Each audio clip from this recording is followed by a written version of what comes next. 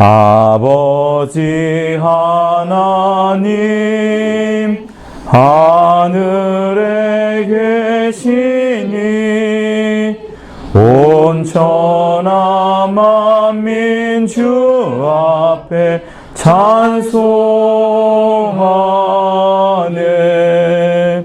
이 천지 만물도 주 앞에 엎드려 그 거룩하신 이름을 늘 높이네.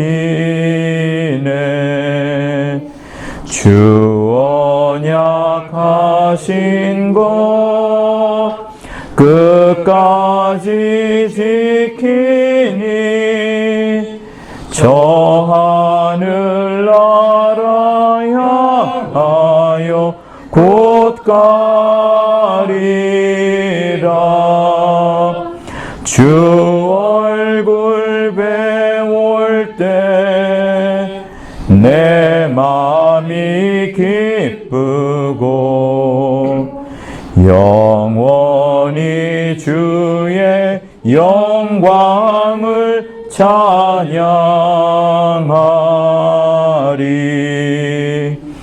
왕의 왕 되신 주 하늘에 계시니 이 세상 죄악 이기신 구주 예수, 저 천군 천사들 주 옹위하고서 무성도 함께 영원히 늘 섬기네. 주 삼위일체께 승리한 무리들 다 기쁜 음성 높여서 감사드려. 창조주 하나님 내 주도 되시니 주 앞에 나도 엎드려 경배하네.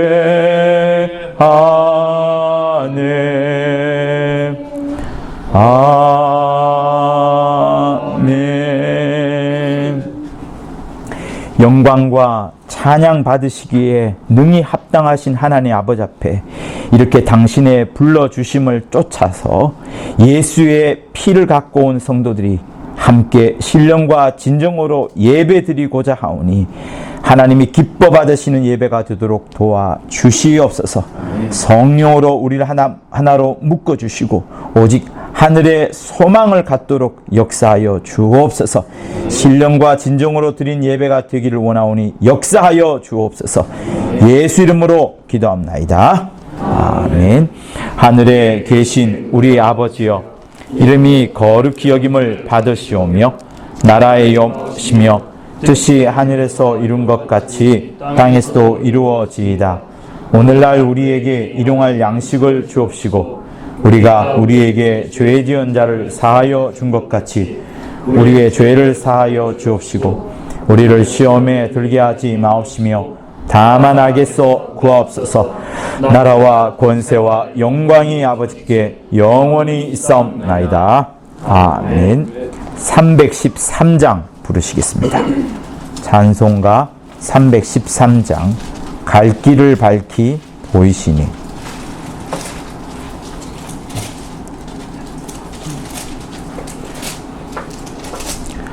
갈 길을 밝히 보이시니 주 앞에 빨리 나갑시다. 우리를 찾는 구주 예수 곧 오라 하시네.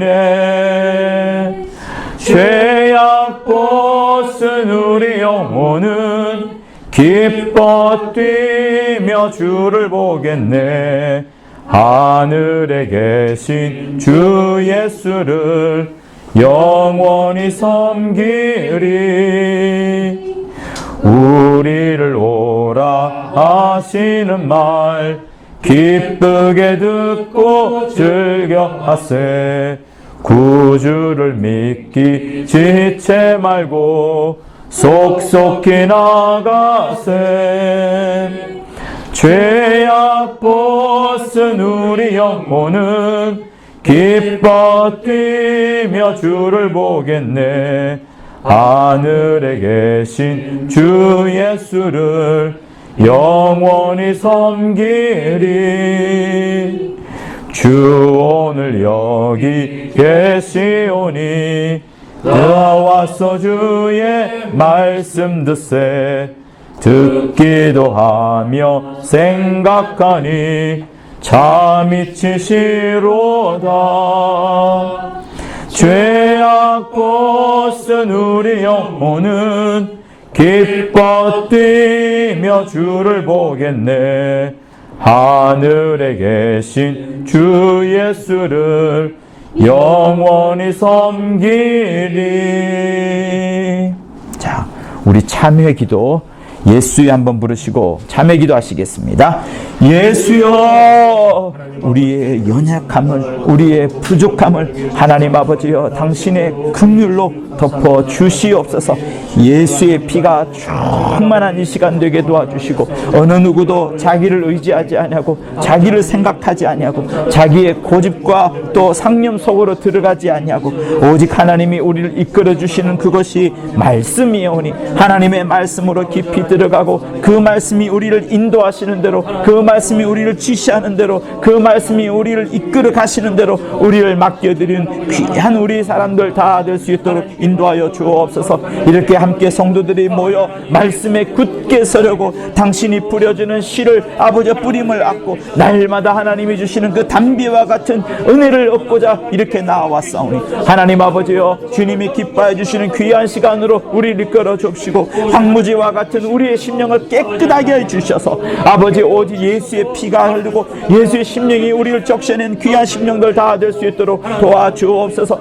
이제 이와 같은 주간에도 죄인의 모습으로 살았었고 죄인의 생각을 가졌던 것이 우리일진데 하나님 아버지여, 도무지 내 의지와 내 심령으로는 살아갈 수가 없고 구원조차 받을 수가 없사오니 오직 하나님의 뜻으로 하나님의 심령으로 살아가는 우리 모두가 다 될 수 있도록 아버지여 역사하여 주옵소서. 주님이 이끌어 주시는 귀한 시간을 우리 불러주셨사오니 하나님 아버지여, 참으로 하나님 앞을 의지하고 주님만을 붙잡는 우리의 심령들이 다 될 수 있도록 역사하여 주옵소서. 예수의 피가 충만한 이 시간이 되도록 인도하여 주시옵소서. 주님을 의지합니다. 주님을 의지합니다. 주님을 의지합니다.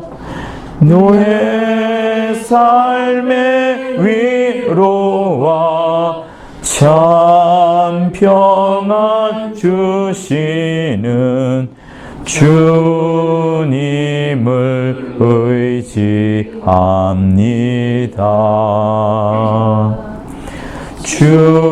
주님을 사랑합니다. 주님을 사랑합니다. 오 할렐루야, 오 할렐루야. 주님을 사랑합니다.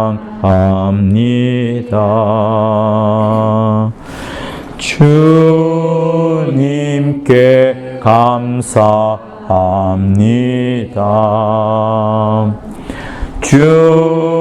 주님께 감사합니다.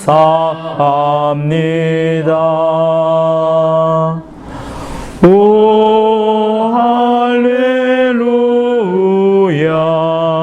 오 할렐루야, 주님께 감사합니다. 네, 우리 기도 주시죠.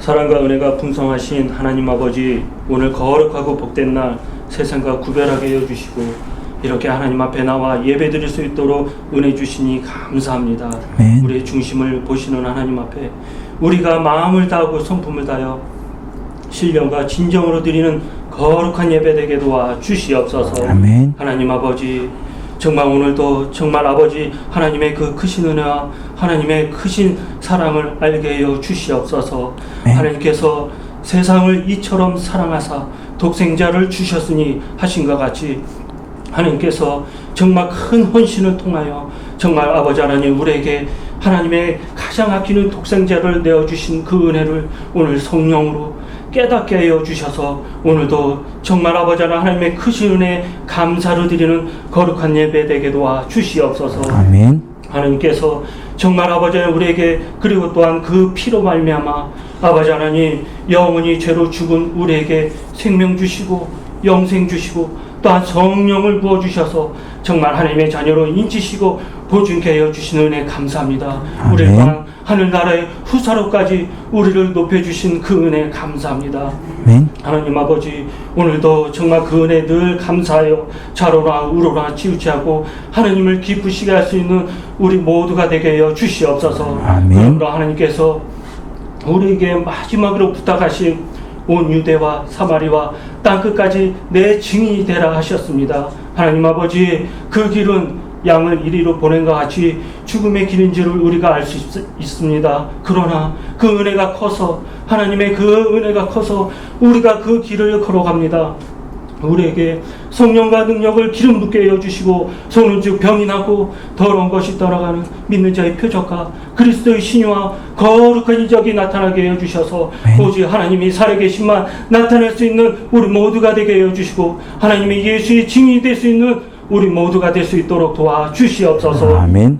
하나님 아버지, 하나님의 피값으로 산 주님의 몸된 교회, 정말 아버지 하나님 성경으로 돌아가는 교회가 되게 도와주시고 환원운동이 되는 교회가 되게 도와주시고 정말 아버지 배려운동이 되는 교회가 되게 해주셔서 처음은 이렇게 미약함으로 시작하나 정말 나중에는 창대한 신같이 정말 아버지 주님의 몸된 교회가 부흥하고 성장하는 교회가 될 수 있도록 도와주시옵소서. 아멘.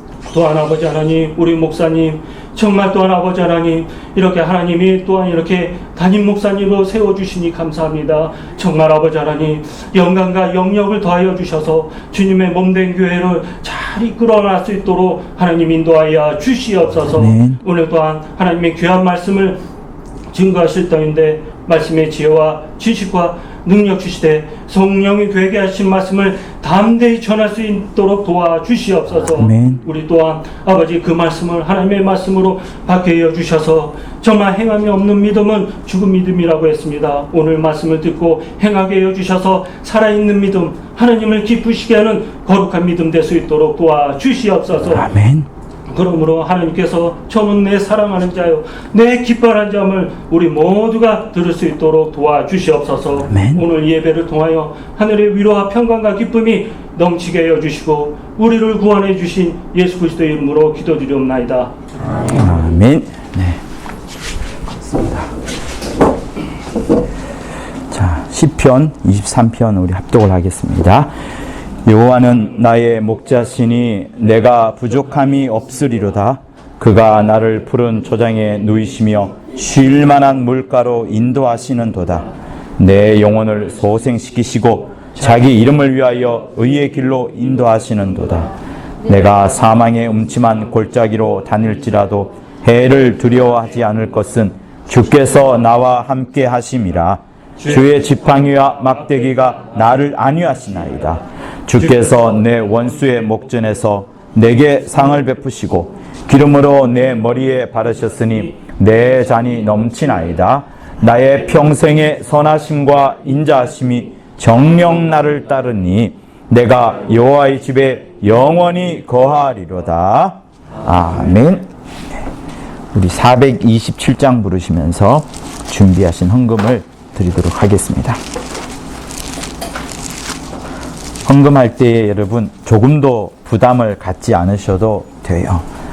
못 넣으셔도 여러분의 마음을 넣으시면 됩니다. 조금도 부담 갖지 마시고 주변에 영향 받지 마시고 아무 상관없이 하나님을 향하여 여러분의 마음을 드리시기를 부탁드립니다. 427장 내가 매일 기쁘게 부르시겠습니다. 내가 매일 기쁘게 순례의 길 행함은 주의 팔이 나를 안보함이요 내가 주의 큰 복을 받는 참된 비결은 주의 영에 함께함이라. 성령이 계시네 할렐루야 함께 하시네. 좁은 길을 걸으며 밤낮 기뻐하는 것 주의 영이 함께 함이라. 전에 죄에 빠져서 평안함이 없을 때 예수 십자가의 공로 힘입어 그 발 아래 엎드려 참된 평화 얻음은 주의 영이 함께함이라. 성령이 계시네 할렐루야 함께하시네. 좁은 길을 걸으며 밤낮 기뻐하는 것 주의 영이 함께함이라. 나와 동행하시고 모든 염려하시니 나는 숲의 새와 같이 기쁘다. 내가 기쁜 마음으로 주의 뜻을 행함은 주의 영이 함께함이라. 성령이 계시네 할렐루야 함께하시네. 좁은 길을 걸으며 밤낮 기뻐하는 것 주의. 우리 마지막 절 다시 박수 치면서 마지막 절 합니다. 세상 모든 정욕과 나의 모든 욕망은 십자가에 이미 못을 박았네. 어두운 밤이 지나고 무거운 짐 벗으니 주의 영이 함께함이라. 성령이 계시네 할렐루야 함께하시네. 좁은 길을 걸으며 밤낮 기뻐하는 것 주의 영이 다시 한번 4절 부릅니다. 세상 모든 정욕과 나의 모든 욕망은 십자가에 이미 못을 박았네. 어두운 밤이 지나고 무거운 짐 벗으니 주의 영이 함께함이라. 성령이 계시네 할렐루야 함께하시네. 좁은 길을 걸으며 밤낮 기뻐하는 것 주의 영이 함께함이라. 기도하겠습니다. 하나님 아버지, 주 앞에 올 때에 저들이 오직 하늘을 소망하는 마음으로 이 땅에 천착하지 아니하고 이 땅을 바라보지 아니하고 하늘을 바라보는 마음으로 이렇게 헌금하여 싸우니 저들의 마음을 기억하여 주시옵소서. 각자가 가지고 있는 삶의 형편들이 다 다를 터이오나 숫자가 아니라 오직 저들의 마음을 하나님께서 기뻐 흠양하시기를 원하오니 참으로 역사하여 주시옵소서. 11조를 준비한 우리 박한상, 김은혜, 또 김규석, 박소연, 그리고 김은지, 김용호, 김은솔 이렇게 11조 하여 싸우니 주의 계명을 쫓아 11조를 드린 각각의 심령 속에 일생 하나님의 뜻대로 살고자 하는 그 마음을 귀히 여겨 주시옵소서. 헌금을 드린 우리 김은지, 김용호, 또 이름 없이 무명으로 헌금하신 분, 그리고 박희진, 주께서 이렇게 주 앞에 올 때마다 감사하는 마음으로 기뻐하는 마음으로 헌금한 것을 꼭 기억하여 주시되 일상에서도 하나님의 지혜와 명철이 넘치게 도와주시고 악한 자들로부터 끊어주시고 오직 하나님이 함께 하시는 여러 표적과 체험들이 풍성하도록 도와주옵소서. 어찌하든 우리는 오직 하나님이 우리와 함께 하신다는 그 기쁨을 늘 누릴 수 있도록 역사하여 주옵소서.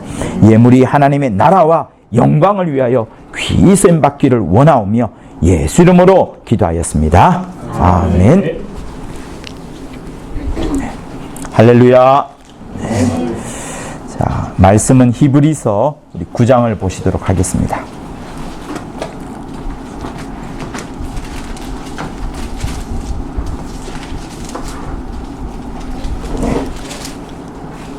히브리서 9장 26절과 28절 이렇게 보시겠습니다. 히브리서 9장 26절에서 28절요. 신약 성경 362쪽 정도에 있습니다. 히브리서 9장 26절에서 28절 우리 합독을 하겠습니다. 시작.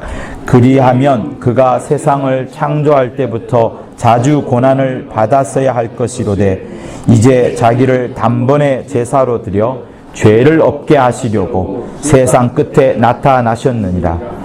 한 번 죽는 것은 사람에게 정하신 것이요 그 후에는 심판이 있으리니 이와 같이 그리스도도 많은 사람의 죄를 담당하시려고 단번에 들이신 바 되셨고 구원에 이르게 하기 위하여 죄와 상관없이 자기를 바라는 자들에게 두 번째 나타나시리라. 아멘.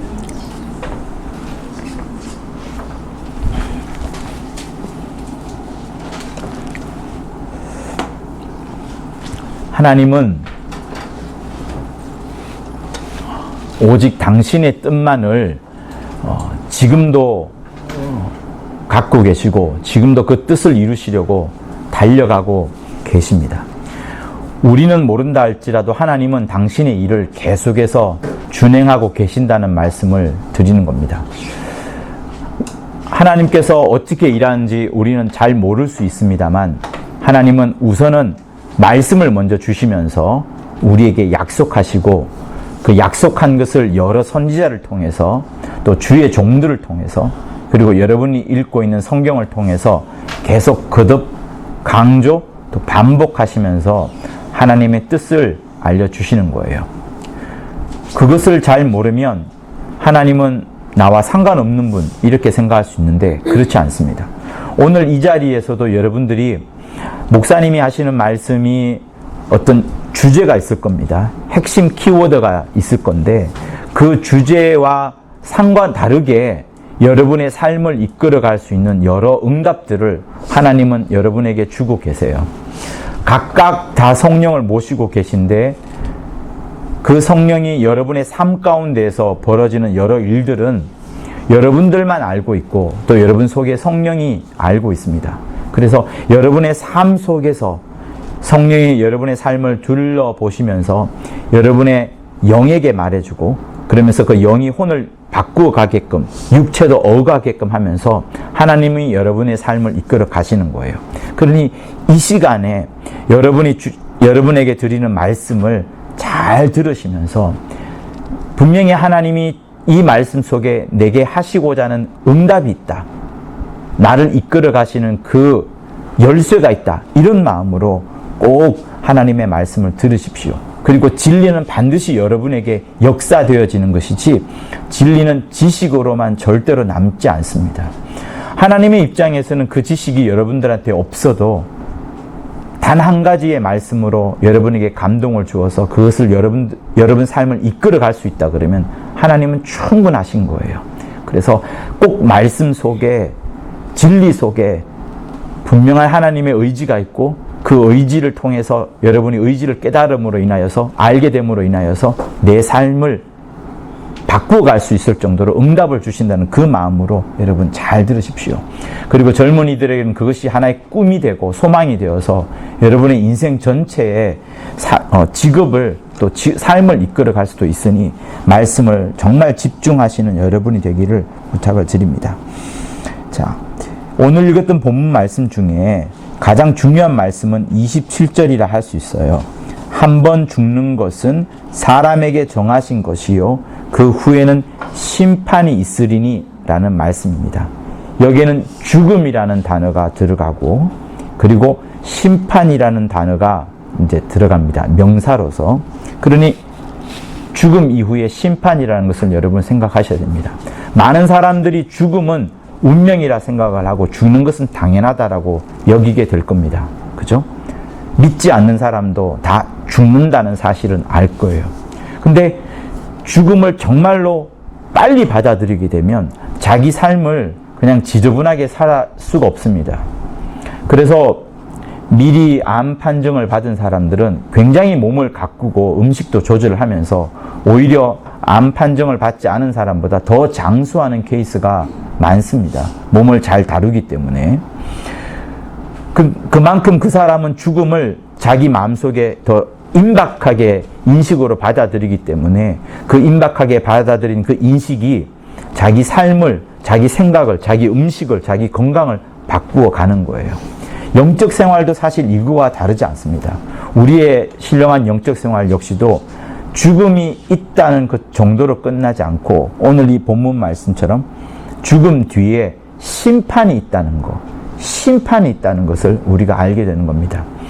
우리는 심판을 받을 수밖에 없지만 하나님께서 또 다른 길을 마련해 두신 거예요. 그러니 한번 칠판에 한번 써보면 모든 사람이 죽음이라는 운명을 갖고 있습니다. 그죠? 이게 첫 번째 길. 모든 사람이 죽어요. 그런데 두 번째 운명은 뭐냐면 죽음 뒤에 심판이 있다는 것.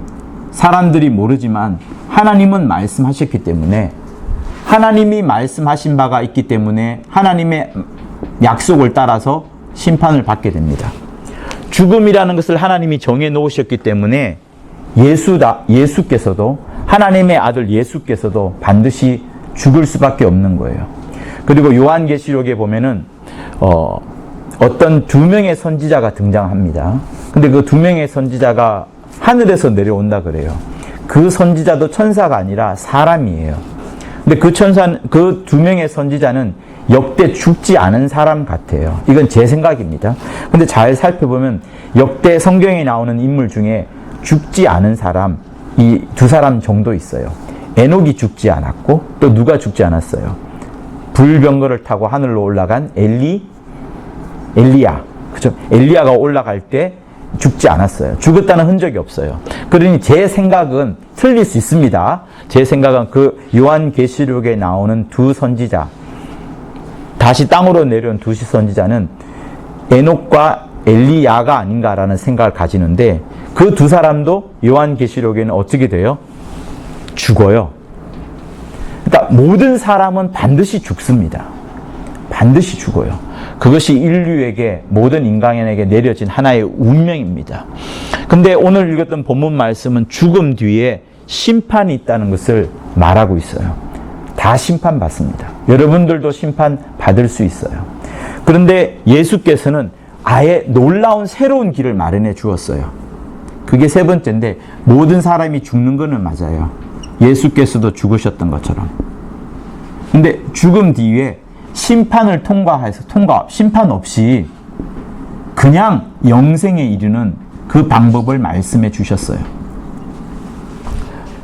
그래서 하나님은 영생의 하나님, 생명의 하나님, 영생을 주시는 하나님, 내가 너희에게 생명을 주러 왔노라 라고 하시는 것처럼 심판 없이 영생에 이르는 길을 마련해 두었습니다.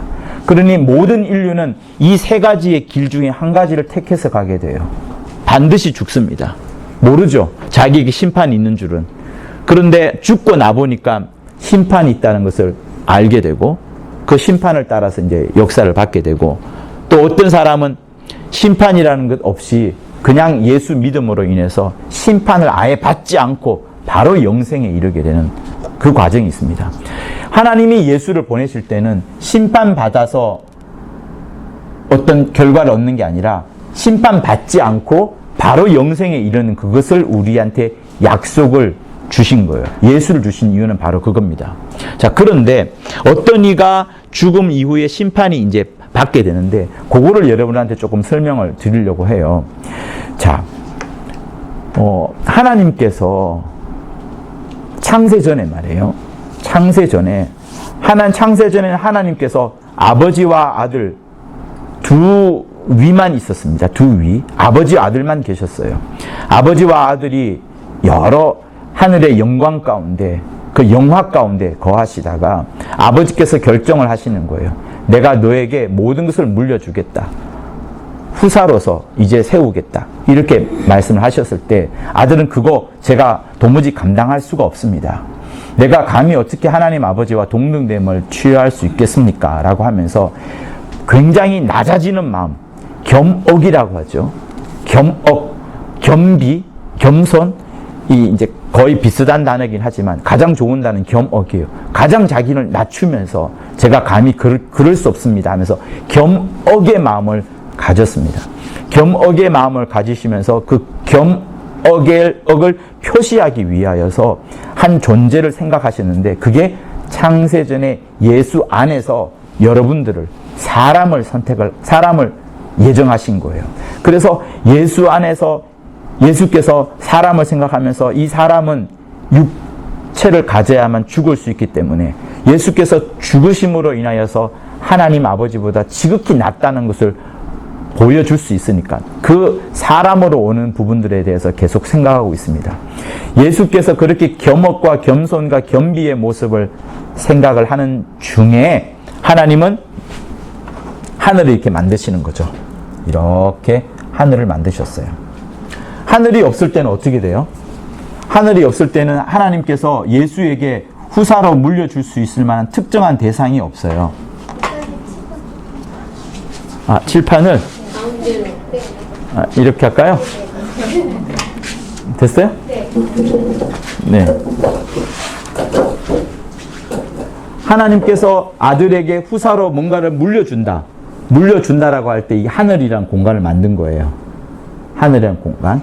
이게 없을 때는 아예 아버지와 아들만 계시는데, 아버지께서 아들에게 물려주겠다라고 하면서 그것을 하나의 어떤 보여주는 뭐랄까요? 뭔가 드러나야 되니까 그러면서 하늘을 이렇게 만들었고, 하늘을 만드셨을 때 아니 제가 어떻게 이 하늘의 왕이 되고 어떻게 주인 될 수 있습니까? 제가 하늘에서 바로 아버지의 영광을 다 받기가 저는 거북스럽습니다. 제가 좀 더 낮아지겠습니다 하면서 겸업, 정말 낮아지는 마음을 가졌었던 거예요. 그래서 예수께서는 이 겸업을 표현하기 위하여서 인간이란 존재, 여러분이란 존재를 생각했던 거예요.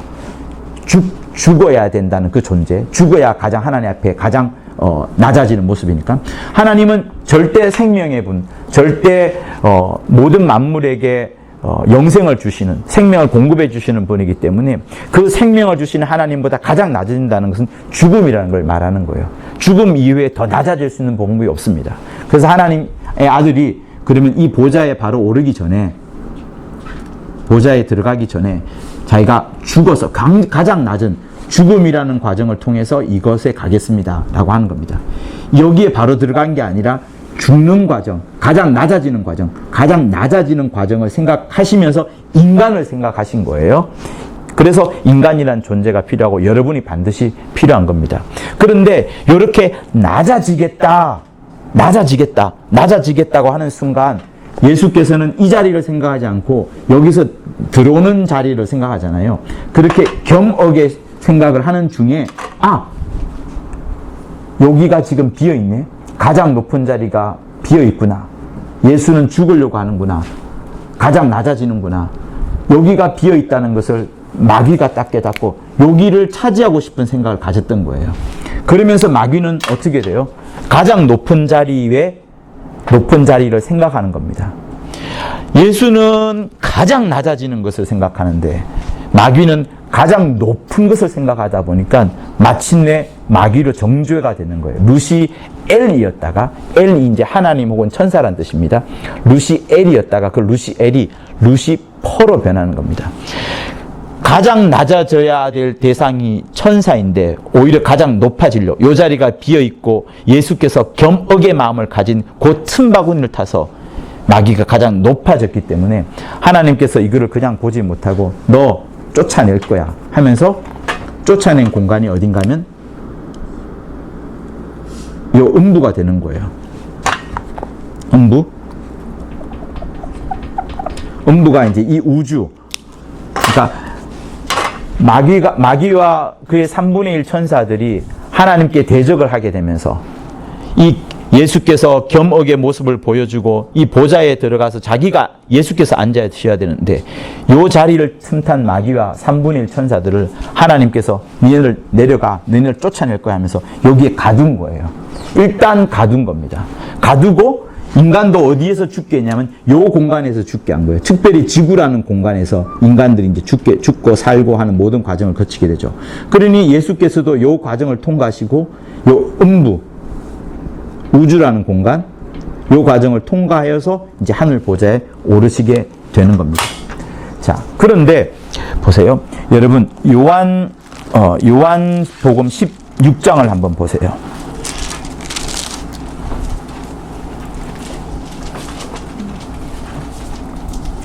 16장 8, 9, 10, 11 이렇게 보도록 하겠습니다. 자, 여기서 나오는 그는 보혜사 성령을 말하는 거예요. 보혜사 성령. 우리 7절부터 같이 읽을까요? 요한복음 16장 7, 8, 9, 10, 11 이렇게 읽습니다. 시작. 그러하나 내가 너희에게 실상을 말하노니 내가 떠나가는 것이 너희에게 유익이라. 내가 떠나가지 아니하면 보혜사가 너희에게로 오시지 아니할 것이요 가면 내가 그를 너희에게로 보내리니 그가 와서 죄에 대하여 의에 대하여 심판에 대하여 세상을 책망하시라. 잠깐만요.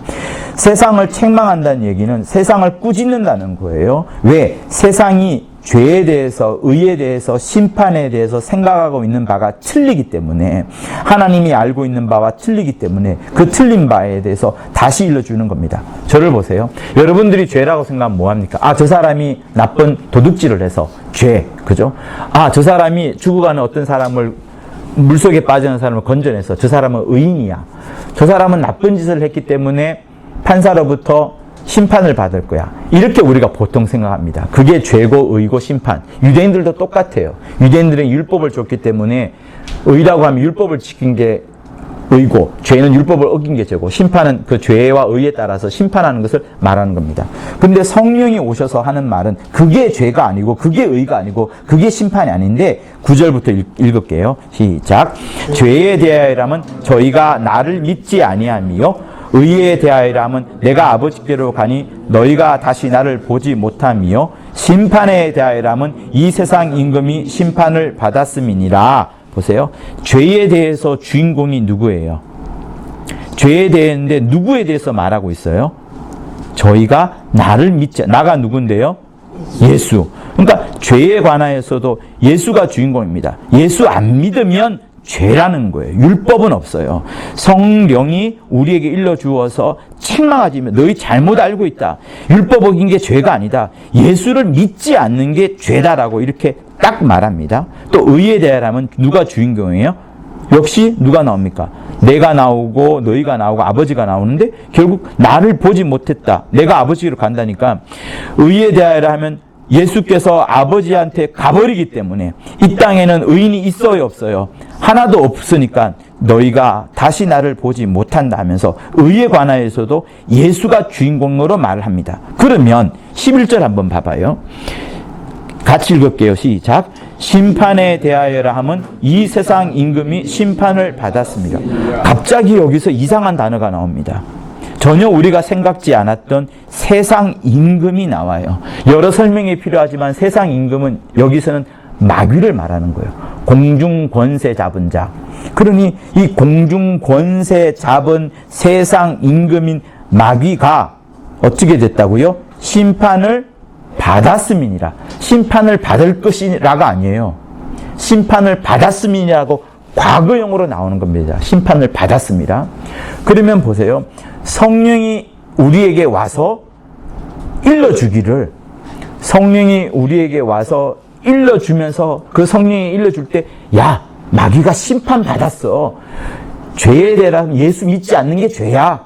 의에 대하면 예수만이 의야. 심판에 대해서는 마귀가 심판을 받은 거야. 라고 성령이 우리한테 일러주는 거예요. 그러면 여러분, 성령은 언제 오나요? 구약 때 성령이 오실 수 있나요? 없나요? 못 옵니다. 많은 설명이 필요한데 짧게 말씀을 드릴게요, 여러분. 예수께서 죽으시고 돌아가시고 십자가에 달려 죽으셔서 무덤에 들어간 다음에 부활하셔서 하늘로 가셔야만 성령을 보내줄 수 있으세요. 왜냐하면 성경에 분명히 여러 번 말씀하시기를 내가 아버지께로부터 받아 아버지께로부터 나오시는 성령 이렇게 말씀하셨거든요. 그러니 예수께서 십자가에 달려 죽으시는 것으로만 성령이 오시는 게 아닙니다. 절대 아닙니다. 예수가 없으니까 성령이 오는 게 아니에요.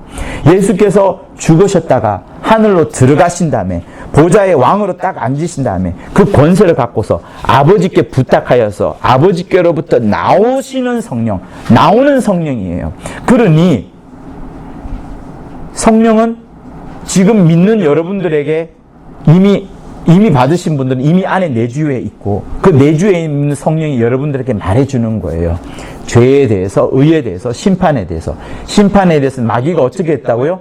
이미 심판을 받았느니라 이렇게 되는 겁니다. 그러면 여러분 생각할 수 있어요. 마귀가 언제 심판을 받았지? 라고 생각할 수밖에 없을 겁니다.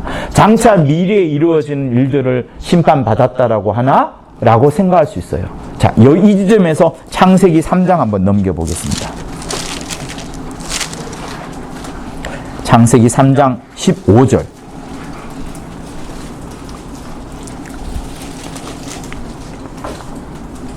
같이 읽을게요. 시작. 내가 너로 여자와 원수가 되게 하고 너의 후손도 여자의 후손과 원수가 되게 하리니 여자의 후손은 내 머리를 상하게 할 것이요 너는 그의 발꿈치를 상하게 할 것이니라 하시고, 이것은 발꿈치를 상하게 한다는 것은 예수께서 십자가에 달려 죽으시는 그 장면을 말하는 겁니다. 그리고 내 머리, 곧 뱀의 머리를 상하게 한다는 것은 뱀을 짓밟아 버리는 것을 말하는 거예요. 예수께서 십자가에 달려 돌아가심으로 인해서 마귀는 쾌재를 불렀을 겁니다. 또 쾌재를 부르기 위해서라도 마귀가 예수를 십자가에 못 박았을 거예요. 모든 만물들이 그때 끝났다라고 생각할 거예요. 심지어 천사조차도 부활할 줄 몰라요.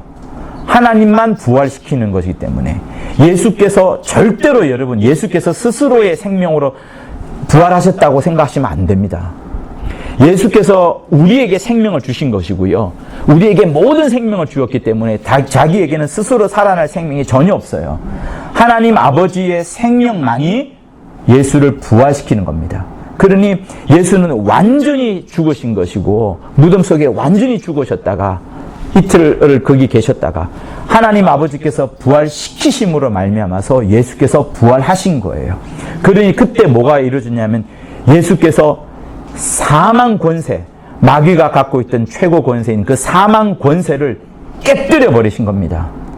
그 깨뜨려 버린 거예요. 그래서 부활의 첫 열매가 예수께서 되신 것이고 그때 모든 만물들이 알게 된 겁니다. 여러분만 알게 된 것이 아니라 사람만 알게 된 것이 아니라 천사들이 다 알게 된 거예요. 야! 죽었던 예수가 살아났네? 어떻게 역대 살아난 사람이 없는데 살아내셨네? 이건 하나님이 살려내신 것이고 하나님이 죄인을 살려낸 것이 아니라 의인을 살려내신 것이니까 하나님이 살리신 것이다. 그러면서 사망 권세가 완전히 박살난 겁니다. 그러니 예수께서 죽으셨을 때 원수는 쾌재를 부르고 박수를 치고 온갖 파티를 다 했겠지만 예수께서 살아나는 순간 완전히 끝나버린 거예요. 자기가 갖고 있던 권세가 완전히 무너진 겁니다. 그러니 보세요. 여기서 마귀가 하나님께 대적해서 이 보좌에 자기가 스스로 오르려 하는 그 악한 생각, 가장 높아지리는 모든 별들보다 높아지는 그 생각을 가졌을 때에 하나님께서 니네들 내려가 있어, 니네들 형무소에 가 있어, 니네들 감옥에 가 있어 하면서 감옥 속에 여기 가둔 거예요. 그러다 보니 여기는 누가 왕인가 하면 마귀가 왕인 거예요. 마귀가 왕인 곳이다 보니까 여기는 사망, 흑암, 어둠, 모든 저주 이런 것들을 똘똘똘 뭉쳐져 있죠. 이곳에는. 그래서 여기서는 마귀가 가장 큰 왕이 되는 거예요. 그래서 시몬이 이걸 뭐냐면 마귀를 향하여서 합법적인 권세자다 이렇게 말을 했던 겁니다. 그는 합법적인 권세자일 거예요. 그러나 예수께서 이렇게 쭉 오셨다가 여기서 죽으시고, 그죠? 죽을 때까지만 해도 마귀는 합법적인 권세자였어요. 그런데 사망 권세자를 가졌던 그 마귀가 예수를 죽이는 권세를 가졌고 또 죽였는데 그 권세가 깨져버린 거예요. 예수께서 부활하심으로 말미암아서. 그러면서 마귀는 예수에게 그 머리가 짓밟혀버린 거예요. 자기의 가장 강력한 무기라고 할 수 있는 그 사망 권세가 예수의 부활하심으로 말미암아서 그 사망을 깨뜨린 부활의 첫 열매가 됨으로 인해서 마귀를 짓밟아버린 겁니다. 그것이 여기에 나오는 창세기 3장 15절의 말씀이 이루어진 거예요. 비록 내가 여자의 아들의 발꿈치를 상하게 했지만 그 여자의 아들은 너의 머리를 짓밟아버리는, 머리를 상하게 해버린 그 결과가 오게 된 겁니다. 그리고 나서 예수는 이곳을 통과하여서 하늘 보좌에 이제 올라가시게 된 것이 빌립보서 2장에 나오는 말씀이에요. 자, 여기부터 잘 들어야 됩니다. 그러면 하나님의 아들이 마귀를 언제 심판했나요? 곧 사망 권세가 예수에게 적용되었을 때 예수께서 죽으셨지만 예수께서 부활하심으로 말미암아서 그때 마귀의 모든 권세를 끝장내버린 겁니다. 그런데 여러분 중요한 게 있어요. 요한계시록 20장을 보십시오. 계시록 20장 우리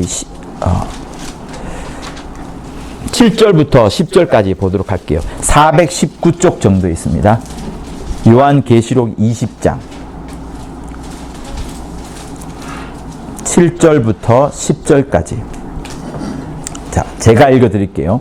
천년이 참에 사단이 그 옥에서 놓여 천년 왕국 뒤에 사단이 옥에서 풀려납니다. 그러면 천년 동안에는 사단이 옥에 갇혀 있었기 때문에 사단이 역할을 못했던 거예요. 자, 그리고 나와서 땅의 사방 백성 곧 곡과 마곡을 미혹하고 모아 싸움을 붙이니 그 수가 바다 모래와 같으리라. 저희가 지면에 널리 퍼져 성도들의 진과 사랑하는 성을 들음에 하늘에서 불이 내려와 저희를 소멸하고, 천년 왕국 이후에 성도들의 진과 사랑하는 성들이 있었는데 그것을 마귀와 그의 사자들이 둘러싸서 막 괴롭히니까 이제 하늘에서 불이 내려와서 저들을 소멸하는 겁니다. 그 다음에 저희를 미혹하는 마귀가 불과 유황못에 던지우니 거기는 짐승과 거짓 선지자도 있어 세세토록 밤낮 괴로움을 받으리라. 이렇게 됩니다. 요때 마귀가 완전히 이제 끝나는 거예요. 그러니 보세요. 마귀는 요때까지만 해도, 여기서만 해도 하나님과 대적하는 사이로서 또 일면 감추어져 있던 그 하나님의 종으로서 드러나지 않았습니다. 그런데 예수가 낮아지는 모습을 보였을 때 우린 높아지리라면서 그 악함이 드러났고, 그 악함을 하나님이 보시고 일단 여기 가둔 거예요. 여기 가뒀지만 그래도 마귀가 엄청나게 나쁜 짓을 하고 있다는 것은 아직 들지 않았어요. 증거가 나지 않았습니다. 그런데 사람이 먼저 왔죠. 수많은 사람들이 있었잖아요. 예수 오기 전에 먼저 아담을, 하나님의 형상을 가진, 또 하나님의 그 생기를 가진, 하나님의 영을 가진 사람을 괴롭히는 것, 다시 말하면 아담과 하와에게 선악과를 먹게 하는 그 미혹의 과정을 보면서 그들을 죽이는 것을 보게 된 거예요. 그래서 요한복음 8장에 보면 마귀에 대해서 저는 처음부터 살인한 자요 거짓말한 자라고 하는 그 살인이 에덴 동산에서 처음 있었던 그 부분을 말씀하는 거예요. 그게 사람을 죽인 거라 말하는 겁니다. 그러니 하나님의 형상을 가진 사람들을 여기서 죽이는 모습을 보고 점점 얘 봐라, 하나님이 갖고 있는 모든 것에 대적하는구나. 여기서부터도 대적했는데 여기서는 더 확실하게 대적을 하네. 사람을 죽이는구나. 그런데 하나님의 아들이, 감히 하나님의 아들이 이렇게 쓱 들어왔는데 그를 십자가에 못 박아버리는 겁니다. 모든 사람들로 하여금, 모든 존재로 하여금 하나님의 아들 끝장났어. 사람들로 하여금은 십자가에 매달게끔 하면서 완전히 죽여버리는, 하나님의 아들을 그 죽여버리는 엄청난 나쁜 짓을 한 것이 딱 이제 증거로 삼아서 완전히 이제 이렇게 악한 존재가 되었잖아요. 그런데 하나님께서 그 예수를 살려버리니까 마귀는 모든 게 이제 끝장이 나버리는 겁니다. 보세요. 그러니 여기서는 대적했다가 여기서는 합법적인 권세로 많은 사람들에게 사망 권세를 역사하다가 마침내 예수께서 왔으실 때 죽인 거예요. 그런데 그 죽임이 오히려 하나님을 대적한 증거로 삼으셨고 하나님의 아들 예수께서 부활하시면서 마귀의 머리가 짓밟혀 져버린 겁니다. 그래서 여러분, 마귀가 언제 심판을 받았냐면 예수께서 부활하시면서 심판을 받은 거예요. 요한계시록 20장에 나오는 10절에 나오는 것은 심판을 받은 것이 아니라 이미 심판을 받았고 그 형벌에 처하기 위하여서 어디로 들어갑니까? 유황불못에 들어가는 거예요. 자, 살인자가 살인을 하게 되면 감옥에 일단 가둬놓습니다. 바로 죽이지 않아요. 판사의 심판이 떨어졌어요. 검사의 구형이 있고 사형이라는 구형이 있고 판사가 그래 사형 맞아 하면서 땅땅땅 사형 선고를 내립니다. 그러나 아직 죽지 않았어요. 그렇지만 그때 사형수는 그 머리가 박살난 겁니다. 이미 죽은 거나 마찬가지인 거예요. 다만 형벌 속에 들어가지 않았던 거지. 그러니까 마귀도 마찬가지예요.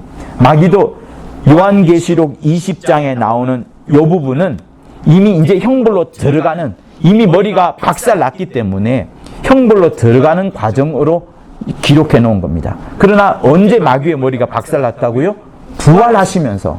그래서 성령이 우리에게 와서 야, 죄에 대해서는, 의에 대해서는, 예수에 대해서 말씀하시고 심판에 대해서는 마귀가 이미 심판을 받았어 과거형으로 말하는 거예요. 여러분, 심판에 대해서 신기하게 죄인에 대해서 말씀할 수도 있습니다. 근데 성령은 이상하게도 사람에 대해서는 아무 말하지 않아요. 왜? 하나님은 처음부터 인간을 어떤 존재로 생각했다고요?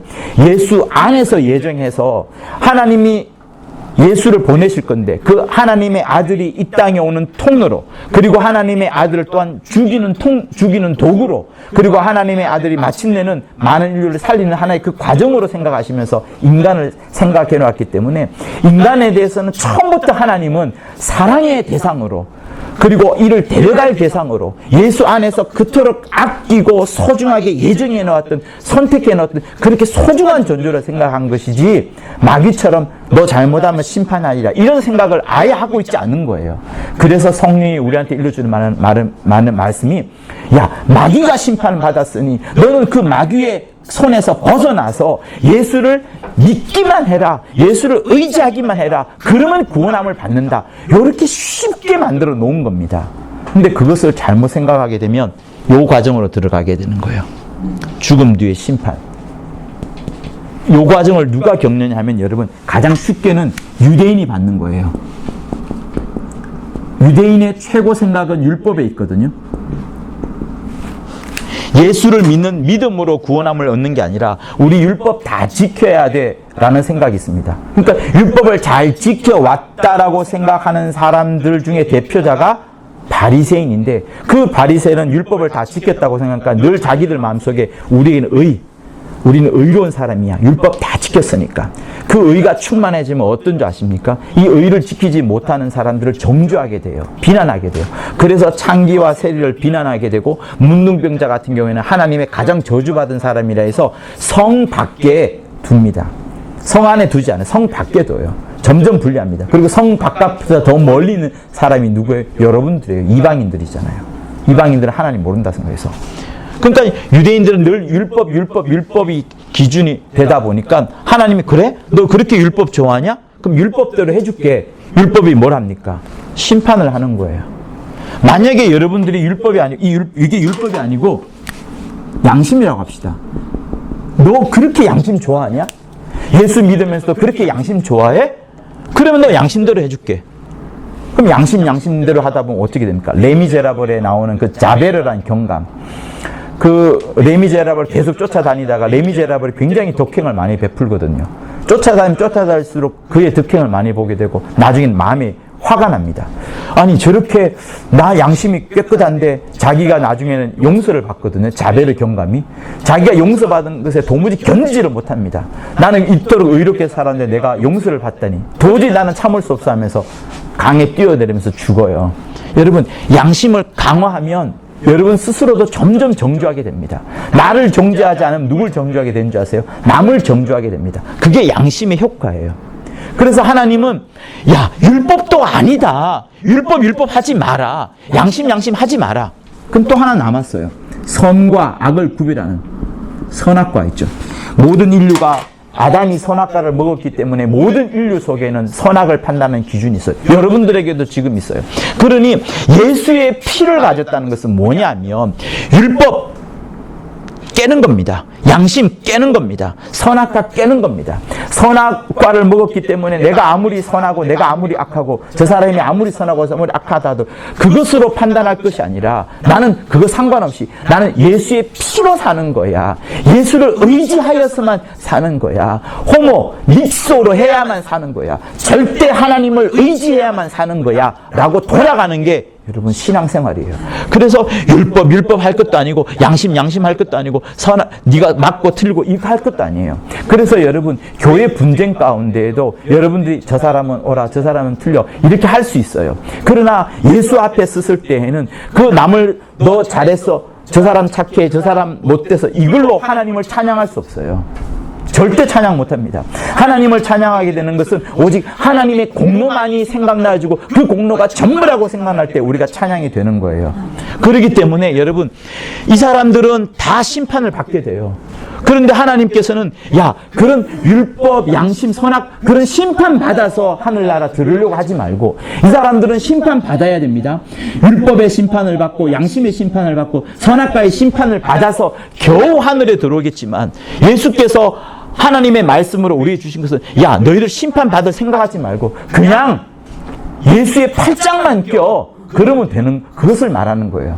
여러분이 결혼을 합니다. 결혼한 신부가 자기 신랑한테 이야기해요. 여보 내가 오늘 맛있는 밥도 많이 했고 돈도 많이 벌었고 또 뭐 이런 일 어머니도 잘 섬겼어. 그러니까 내가 당신 집에 들어갈 자격이 되겠지. 여러분 그렇게 생각하나요? 신부가? 아니에요. 신랑이 넌 내 거야. 나는 당신 거야. 이걸로 끝나는 겁니다. 그죠? 그러니까 신부는 신랑 팔만 잘 껴버리면 끝나는 거예요. 놓치지 않으면 끝나는 거예요. 그게 신앙입니다. 유대인이 말한 율법, 양심, 선악과를 지키는 그게 신앙이 아니에요. 하나님이 우리에게 마련해준 신앙은 그냥 네 죽었지, 죽을 거지. 영생 어떻게 이룬 줄 아냐? 예수의 팔짱만 껴. 예수만 의지해. 네 공로, 네 수고 다 하지 마. 예수만 의지해라는 것이 여러분 진짜 신앙생활입니다. 그런데 역대 이후로 예수 이후로 수많은 그 신학 논쟁이 하나 있었는데 그게 뭐냐면 하나님의 은혜와 그 은혜를 믿는 믿음으로 말미암아 구원함을 받는 가장 정확한 그 구원받는 방법이 있어요. 근데 여기다가 살짝 뭔가를 첨가합니다. 누가 첨가했냐면 카톨릭하고 로마 정교회 그쪽 사람들이 야 그렇게 하나님의 은혜가 크고 또 우리가 믿음으로 말미암다 그러면 믿음에 따른 수고가 있어야 되지 않겠느냐, 믿음에 따른 어떤 노력이 있어야 되지 않겠느냐라고 하면서 하나님의 그 절대적인 은혜 또 거기에 우리가 그냥 믿음만 가지는 그 정도가 아니라 사람의 수고와 사람의 노력을 더하는 그것을 첨가시킨 거예요. 근데 이 첨가가 강화되면 어떻게 되는 줄 아시죠? 여러분들에게 책임을 요구해요. 너 이거에 저거에 11조 반드시 내야 돼. 반드시 전도해야 돼. 반드시 헌신해야 돼. 반드시 뭐 예배들 반드시가 붙습니다. 그러나 주님은 어느 경우에도 우리에게 예수 공로 이외에 더하거나 첨가시 전혀 없어요. 여러분들이 하나님의 은혜 받았기 때문에 헌금할 수 있고 은혜 받았기 때문에 그 사랑이 너무 커서 전도할 수 있습니다. 그러나 하나님이 거기에 어떤 의무나 책임을 부여하지 않아요. 우리에게는 그저 예수만 의지하는 여러분의 신부라니까요. 신부는 신랑 팔만 껴있면 되는 거예요. 이분만 사랑하면 끝나는 겁니다. 사랑하다가 못할 수도 있고 싸울 수도 있고 넘어질 수도 있죠. 그러나 사랑이기 때문에 다 넘어가는 겁니다. 그렇게 하나님은 쉬운 길을 마련해 놓았어요. 그런데 보세요.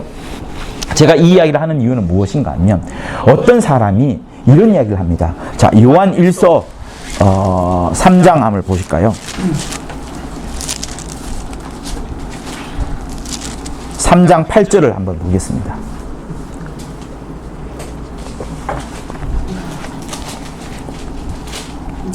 신약 성경 390쪽에 있습니다. 요한일서 3장 8절. 우리 큰 목소리로 읽습니다. 시작. 죄를 짓는 자는 마귀에게 속하나니 마귀는 처음부터 범죄함이니라. 하나님의 아들이 나타나신 것은 마귀의 일을 멸하려 하십니다. 잘 보세요. 죄를 짓는 자는 마귀에게 속합니다. 창세기 3장에 나오는 죄 짓는 모습 때문에 뱀에게 모두가 다 속해버렸어요. 그 뱀, 곧 마귀는 처음부터, 곧 창세 때부터 이미 범죄를 한 것이고, 물론 그 이전부터 범죄를 했지만 우리 눈에, 사람의 눈에는 그때 보이는 겁니다. 자, 그런데 하나님의 아들 예수께서 이 땅에 나타나신 것은 마귀의 일을 멸하라 하심이라 이렇게 나옵니다. 그죠? 마귀의 일로 나오지 마귀로 나오지 않습니다. 그러니까 마귀를 멸하려 하심이라가 아니고 마귀의 일을 멸하라 하심이라 이렇게 나와요. 그죠? 그런데 보세요. 지금부터 정말 더 중요한 건데 하나님의 의도를 우리가 배울 때에 여러분 유럽이나 미국에는 하나님의 의도 모릅니다. 오직 인간 구원. 하나님의 아들이 오신 것은 인간을 구원하러 오셨다. 물론 그게 맞아요. 왜? 우리 인간에게 가장 절대적으로 닥친 것은 인간 구원이니까. 그래서 인간 구원에 거의 다 집중되어 있기 때문에 저는 베레아가 반드시 역으로 돌아가지고 미국과 유럽에 반드시 하나님의 의도, 제2 의도도 마찬가지고 제1 의도까지 반드시 다시 전해줘야 된다는 확신을 갖고 있습니다. 그래서 베레아 운동에 대한 흔들림 없는 지지와 저는 이제 소원함과 악망이 있는데요. 하나님의 의도 중에 제3의 의도는 인간 구원이에요. 제2 의도는 뭐예요? 마귀 진멸입니다. 근데 어떤 사람이 마귀 진멸을 마귀 진멸로 하면 안 된다. 왜? 우리가 근거로 삼고 있는 것이 요한일서 3장 8절인데 요한일서 3장 8절에는 마귀의 일을 멸하라 하시면서 되어 있으니까 마귀의 일을 멸하러 온 것이 하나님의 의도다. 이렇게 말을 하고 하면서 마귀 진멸이라 쓰지 말라 이렇게 말을 합니다. 그리고 제1 의도는 뭐 여러 가지가 있어. 보좌 상속도 있고 하나님의 영광 여러 가지가 있습니다만 제2 의도를 마귀의 일을 멸하러 온 것이라 말을 하면 심각한 오류가 올 수 있습니다. 왜냐하면 보세요. 여러분이 읽었던 본문을 위와 앞에를 잘 읽어보면 요한일서 말이에요. 요한일서를 보면은 처음부터 어떤 이야기가 나오냐면 4절부터 보면 죄를 짓는 자마다 불법을 행하나 죄에 나오죠. 5절에도 죄가 나오고요. 6절에도 죄가 나옵니다. 그죠? 그러면서 7절에 미혹받지 못하게 하고 그러면서 8절에서 죄에 대한 이야기가 나온 거예요. 9절에서도 죄에 대해서 나오고요. 그러니까 지금 요한은 죄에 대해서 특별히 마귀의 여러 일이 있는 것 중에 마귀가 죄를 짓게 하는 부분, 마귀가 죄를 갖고 항상 그 죄를 틈타서 율법을 틈타서 사람들을 괴롭히니까 죄에 대해서 특화되어서 특별하게 지금 이 부분을 말하는 거예요. 그런데 여러분 마귀가 죄만 일으킵니까? 사람에게 죄만 일으킵니까? 하나님의 천사들에 대해서도 대적하고 하나님께도 대적하고 수많은 교회에 대해서 수많은 미혹을 일으키는 여러 가지 일들이 있습니다. 그러니 보세요. 하나님의 아들이 이 땅에 오셔서 하나님의 뜻을 이루었다 할 때 하나님의 의도는 제일 반드시 이루어간 것은 보좌 상속. 이렇게 오시면서 보좌에 들어가시면서 하나님의 영광을 얻으신 거예요. 그런데 어떤 게 이루어집니까? 여기서는 음부에서는 지구에서는 인간 구원이 이루어지죠. 그죠? 인간을 구원하셨고 인간을 구원하시면서 십자가에 달려서 돌아가신 그것을 부활하시면서 인간을 구원했는데 이 음부의 세계에서는 마귀 이름을 짓밟아 버리는 거예요. 마귀를 짓밟고 여기에 들어가는 겁니다. 인간을 구원하고 마귀를 짓밟고 하늘 보좌 상속을 이룬 거예요. 그러니 여러분 마귀의 일을 진멸했다. 마귀의 일이 여기서는 뭐라고요? 죄에 가는 부분이에요. 그러니 하나님의 제2 의도를 마귀의 일을 진멸했다라고 말을 하게 되면 죄에 관련된 부분밖에 되지 않아요. 죄에 관련된 부분은 여러분하고 나, 사람에 관한 부분밖에 되지 않습니다. 그러나 하나님의 아들은 반드시 예수께서 마귀의 머리를 짓밟아 버린 거예요. 마귀의 모든 권세, 죄를 일으키고 죄를 유혹하는 것뿐만 아니라 마귀의 모든 권세를 짓밟아 버린 거예요. 그래서 여러분 실제로 뱀의 머리를 밟았다고 생각하시면 됩니다. 뱀의 머리를 꽉 짓밟았기 때문에 더 이상 뱀은 독을 품을 수도 없고 어떤 큰 역할을 할 수 없어요. 그러나 꼬리는 움직이고 있고 막 왔다 갔다 하는 그런 지경이에요. 그것을 나중에 언제 하신다? 요한계시록 20장 10절에서 그러니까 예수께서 보좌 상속하시고 모든 것을 끝낸 다음에 이것을 완전히 없애버리 그때 새 하늘과 새 땅이 이르게 될 그때 이것을 끝내버리는 겁니다. 그때 유황불못에 마귀를 집어넣는 거예요. 그래서 항상 생각했어요. 예수께서 부활하시면서 심판하셨다. 누구를? 마귀를 심판하셨고 그때 마귀의 머리를 짓밟아 버린 것이고 사단의 머리 쫓아 짓밟아 버린 겁니다. 그리고 형벌을 마침내 유황불못에 넣는 것은 언제 집어넣는다고요? 요한계시록 20장에 집어넣는 거예요. 그 생각을 놓치게 되면 하나님의 일이 하나님의 의도가 굉장히 축소가 되고 지금 마귀는 여전히 합법적인 권세자로 여전히 역사하는구나 이렇게 되는데 그러면 여러분 예수 이름으로 귀신 축사도 못하게 되고요. 많은 부분들이 부족해집니다. 심지어 우리의 구원까지도 아직까지 구원 안 받았네 이렇게 될 거예요.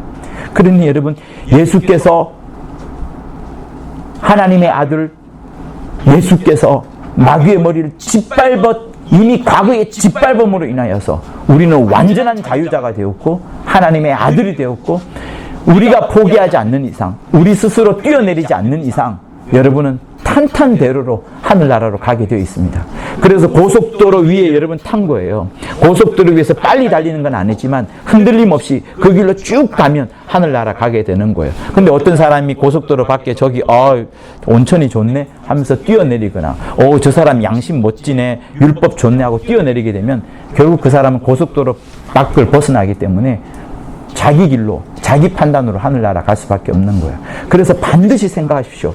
하나님의 아들이 이 땅에 오심으로 말미암아 제1의도 보좌 상속 이미 이루어졌고요. 지금 보좌에 계시는 것이고요. 마귀는 어떻게 됐다고요? 완전히 끝나버린 겁니다. 마귀의 일만 끝난 게 아니에요. 마귀의 머리가 짓밟혀 버린 거예요. 그리고 인간은 다 구원함을 받게 된 겁니다. 다만 지금 여러분들은 다 예수 안에 있어서 구원함을 받는 거예요. 언제든지 떠나가 버리면 구원받지 못하는 겁니다. 그래서 나중에 구원받냐 그거는 제가 시간이 없어서 지금 설명을 못 드릴 텐데 장차 나중에 구원함을 받겠죠. 보세요.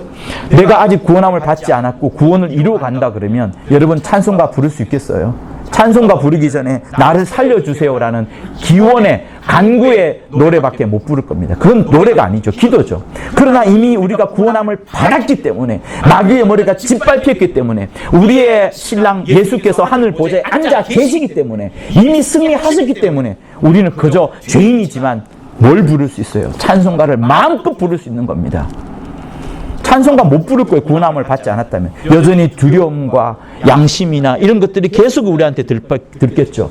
여러분 율법과 양심, 선악과 이것이 여전히 살아있는 사람들은 내가 구원함을 받지 못했다고 여전히 벌벌 떨 거예요. 그러나 예수의 피가 워낙 크고 워낙 강력하기 때문에 이런 것들이 생각나지 않을 정도로 예수의 보혈은 큰 겁니다. 그래서 생명의 성령의 법, 성령은 우리 안에서 계속해서 말씀해 주시는 거예요. 너희가 양심으로 살지 말고 율법으로 살지 말고 선악을 판단하는 것으로 살지 말고. 그러니 여러분들도 다른 사람을 착하다, 못됐다, 밉다 이런 거 생각할 필요가 없어요. 내 안에 예수만 충만하다 그러면 그 모든 것들이 생각나지 않고 입술에서는 영광의 찬미만이 흘러나오게 되는 겁니다. 영광의 찬미만이. 찬송가만이 흘러나오게 되는 거예요. 그래서 여러분 아무 걱정할 필요가 없고 우리는 예수의 팔짱만을 끼므로 말미암아서 하늘 보좌로 이렇게 쏙 직방하여 달려가게 되는 겁니다. 여러분이 친히 마귀의 머리를 짓밟지 않아도 이미 예수께서 머리를 짓밟았기 때문에 우리는 그저 가만히 있기만 하면 예수를 의지하기만 하면 하늘나라 가게 되는 거예요. 그래서 저는 찬송가 부를 때마다 주님을 의지합니다 부를 때마다 그 1절 부를 때마다 너무 감격이 와요. 내가 한 것 없고 앞으로 할 것도 없지만 염려와 고민과 뭘 작정하거나 어떤 권리나 책임 이런 것 갖지 못하지만 그럼에도 불구하고 내 신랑을 꽉 붙잡음으로 인하여 아무 걱정 없이 하늘나라 가게 되는 겁니다. 그것 또한 여러분들에게 약속되어져 있는 겁니다. 그래서 오직 하나님께만 영광을 돌려드리고 예수의 하신 일만 기뻐하시면서 그저 하늘나라 들어갈 것을 소망하는 여러분이 다 되실 것을 예수 이름으로 부탁을 드립니다. 한 번 죽는 것은 사람에게 정하셨다 하신 것처럼 그 운명은 어느 누구에게도 변치 않습니다. 그러나 우리가 가만히 있으면 예수 알지 못하면 반드시 이 길로 가게 되는 거예요. 예수 모르기 때문에 이 심판의 길을 여러분 가게 되는 거예요. 결국은 예수 모르기 때문에 율법에 들어가거나 양심에 들어가거나 아니면 선악을 판단하는 것으로 들어가게 되죠. 그래서 예수 알므로 인하여서 이 길에서 완전히 뛰어내려가지고 예수의 길을, 그래서 내가 길이요 진리요 생명이라 하신 그 길을 여러분이 가게 되는 겁니다. 완벽하게 이 길을 떠나서 오직 예수의 길만을 쫓는 여러분이 되실 것을 예수 이름으로 부탁을 드립니다. 할렐루야. 자, 우리 받은 말씀 여러 가지가 생각날 것인데 한 가지만을 붙잡고 우리 예수 한번 하며 기도하시겠습니다.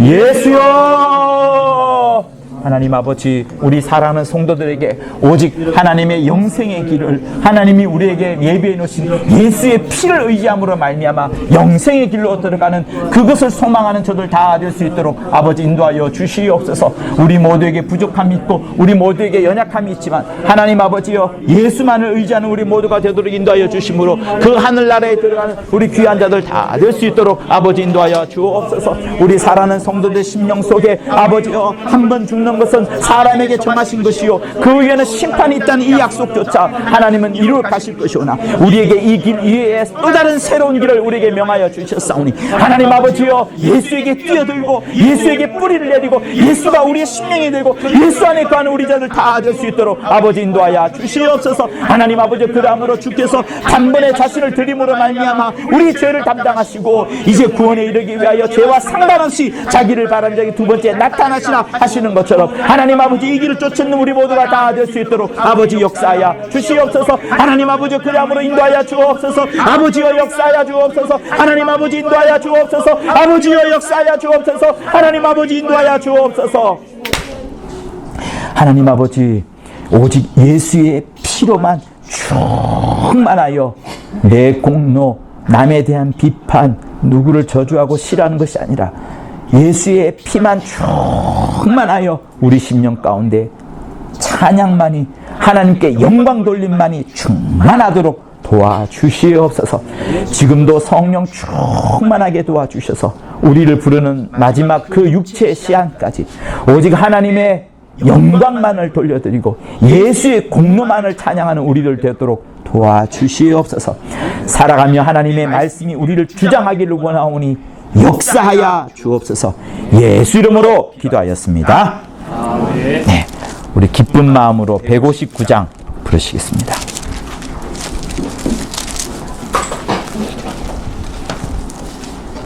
여러분의 영혼이 찬양하는 그 마음으로 여러분 부르세요. 크게 안 부르셔도 되고 마음껏 참 기쁜 마음으로 우리 159장 부르시겠습니다. 할렐루야 우리 예수, 할렐루야 우리 예수, 부활승 전하셨네. 세상 사람 찬양하니 전사와 답하도다. 구주 예수 부활하사 사망 권세 이겼네. 구주 예수 부활하사 사망 권세 이겼네.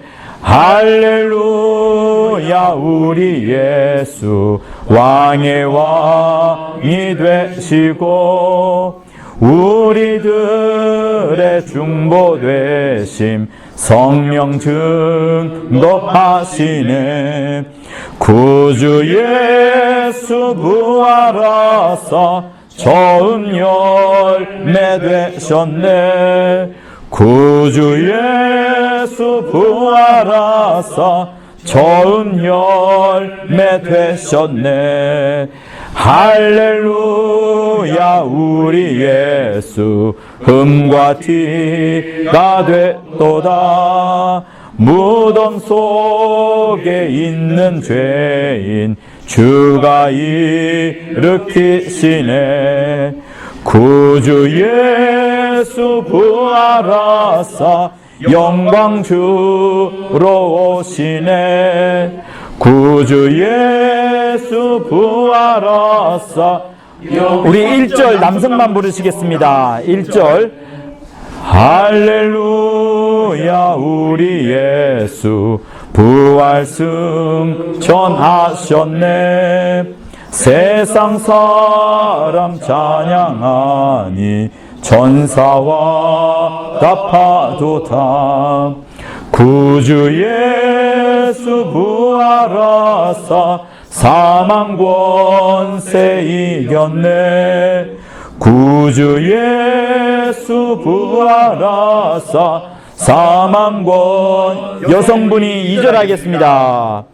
할렐루야 우리 예수 왕의 왕이 되시고 우리들의 중보 되심 성령 증거하시네. 구주 예수 부활하사 처음 열매 되셨네. 구주 예수 부활하사 우리 박수 치면서 모두 함께 3절 부릅니다. 할렐루야 우리 예수 흠과 티가 없도다. 무덤 속에 있는 죄인 주가 일으키시네. 구주 예수 부활하사 영광 주러 오시네. 구주 예수 부활하사 영광 주러 오시네. 축도하겠습니다. 이제는 우리 주 예수 그리스도의 은혜와 하나님 아버지의 극진하신 사랑과 성령의 감화 감동 교통케 하심이 부활의 첫 열매 되신 예수만을 꼭 붙잡고 의지함으로 말미암아 또 다른 부활의 열매를 이루고자 하는 저들 위해 영원토록 함께 있을지어다. 아멘. 우리 하나님께 영광의 박수 돌려드리겠습니다.